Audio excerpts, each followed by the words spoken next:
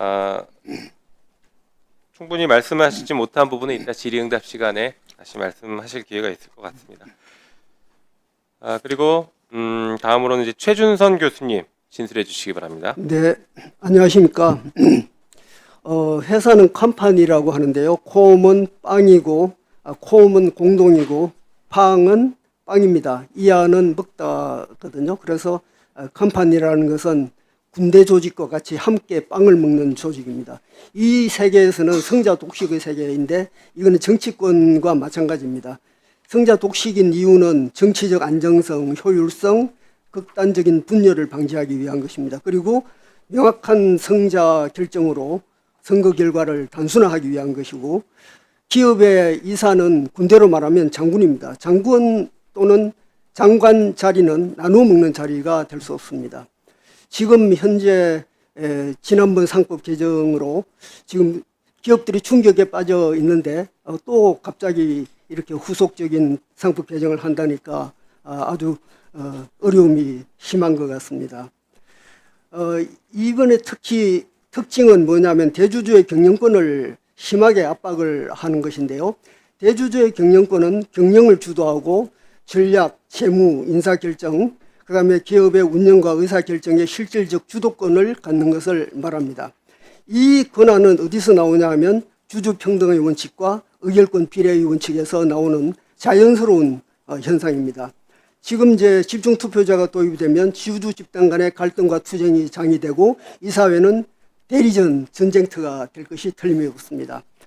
가장 문제는 부적격한 이사의 선임입니다. 지금 대부분의 기업들은 수개월 전부터 상당한 인력과 비용을 투입해서 사회사 후보를 물색하고 그분들을 또 외국 투자관 또 기관 투자가들에게 설명을 하고 왜 이분이 꼭 필요한가라고 양해를 구해야 되는 그런 과정을 거칩니다. 그런데 이런 엄격한 검증 절차 없이 갑자기 소액주주나 다른 어떤 분들의 추천에 의해서 이사를 선임하게 되면 그분들에게 우월적 지위를 보장하는 역차별이 되고 또 다른 사회 문제를 야기하게 될 것입니다.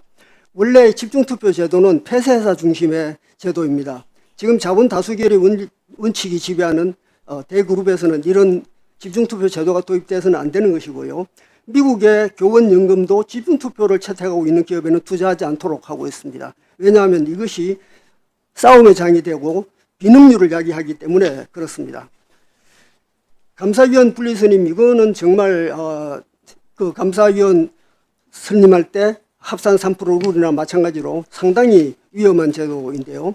원래 3% 룰이 제도 이게 들어온 것은 1962년 그때 외부감사 제도도 없고 회계감사 제도도 없고 금융감독도 없었던 기업이라고 변변이 없었던 그런 시기에 도입된 제도인데 이것이 63년 동안 아직도 유지되고 있는 게 놀라운 현상입니다. 이것 때문에 대주주의 이사 선임권은 더욱더 제약이 되고 특히 그것이 문제인 이유는 감사위원은 감사 이전의 이사입니다. 이사 구성권을 박탈하는 것은 이것은 아까 말씀드린 의결권 비례의 원칙이나 주주평등의 원칙을 심각하게 위협하는 것이라고 할 수 있겠습니다. 그리고 이것은 특히 지주회사의 타격이 큰데요. 지주회사 감사위원은 자회사 감사권까지 있기 때문에 정부가 지금까지 지주회사 체제를 장려해온 정책과 역행이 되겠고 오히려 정부 정책에 순응했던 기업들에게 불리하게 작용하는 그런 모순이 있으며 특히 글로벌 스탠다드에 맞지도 않다라고 할 수 있습니다. 이렇게 되면 많은 기업들이 이걸 피하기 위해서 회사 사이즈를 줄여서 결국은 상근감사 1인만 선택해도 되는 자산 총액 2조 원 미만 회사로 갈 가능성이 커지게 될 것입니다. 지금 현재 자산 총액 2조 원 이상의 회사는 206개 정도입니다. 그중에 기업 중에 평균이 최대 지주 평균이 42.9%인데 이게 이제 앞으로 3%만 행사할 수 있게 되고 외부 지분율은 56.1%가 평균입니다. 이 중에 외부 지분은 44.5%를 행사할 수 있게 되겠습니다. 이렇게 되면서 지주회사는 49.9%에서 3%로 되고 일반 회사는 42.2%에서 3.0% 됩니다. 그래서 지주회사의 타격이 훨씬 크다는 걸 알 수 있고 또 대기업은 내부 지분이 41.6%에서 3%가 되는 반면에 중견기업의 경우는 47.3%에서 3%로 되기 때문에 중견기업에 훨씬 더 타격을 미치게 됩니다. 대주주가 확보할 수 있는 이사수를 시뮬레이션 해보니까 지금 2조 원 이상 기업의 이사수는 7.5명입니다.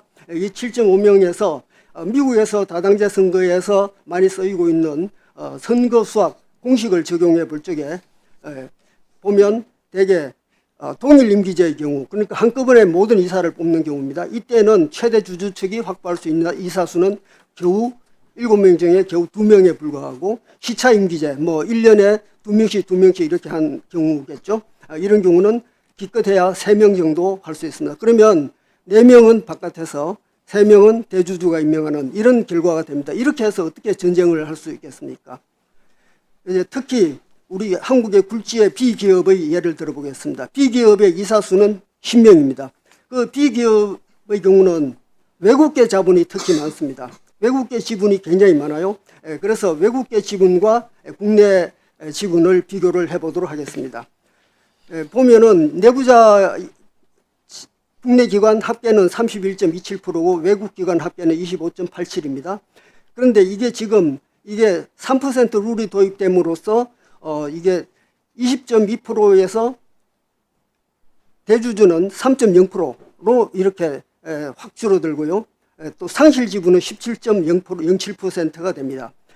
그리고 국내 기관 지분 합계는 11.1%에서 4.77%가 됩니다. 그러면 외국계 지분은 어떻게 됐냐? 외국계 지분은 20.7%를 행사할 수 있게 됩니다. 결국은 감사위원 분리선임 또 집중투표제 3%룰 이것을 전부 다 합치면 외국 기관은 3명의 이사를 선임할 수 있고 3명의 감사를 선임할 수 있으며 결국은 이사 합계 6명을 이 회사의 경우 10명 중에 6명을 외국인이 선임할 수 있게 되겠습니다. 결국은 6대4로 외국인이 추천하는 이사가 더 많은 이사회가 구성될 수밖에 없겠습니다. 현재 가만히 놔두도 집중투표제를 도입한 기업은 이미 12개사가 되고 있습니다. 제 생각에는 이 정도는 기업의 조율에 맡겨야 되지 않겠느냐. 너무 국가가 이런 것 저런 것까지 다 깐깐하게 간섭할 필요가 없다라고 생각이 됩니다. 특히 이제 가장 중요한 문제는 국가 경제 왜곡입니다. 지금 이제 자산 총액 2조 원 이상, 1조 원 이상 2조 원 미만 상장사들 상장 폐지를 하거나 아니면은 기업 성장을 기피하기 위해서 사이즈를 줄입니다. 그래서 회사를 분할하거나 아니면 자산을 매각하는 등 이런 여러 가지 방법으로 이 규제를 회피하기 위해 될 것입니다. 결국은 지금 이 정부는 기업 성장을 중시하겠다고 여러 번 발표를 했습니다. 이것이 이렇게 작은 기업이 되게 만들고 큰 기업으로 발전하는 것을 점점 위축시킨다면 이 정부 정책과 역행하는 모순이 되지 않겠느냐 이런 생각이 됩니다.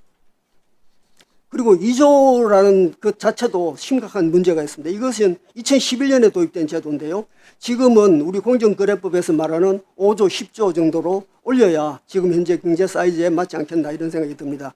또 한 가지 중요한 문제는 근로자 해고로 인한 고용 불안정입니다. 지금 현재 우리 한국에 이런 일이 비일비재하게 일어나고 있으면 여러분들도 잘 아실 겁니다. 하나의 법률을 시행해 보지도 않고 연속적으로 또 개정을 하신다고 하는데 기업들은 참 굉장히 멘붕에 말하자면 우리 쉽게 말해서 멘붕에 빠지고 있는 것 같습니다. 국가 이 추가 개정은 좀 지양해 주실 것을 당부드리면서 말씀을 마치겠습니다.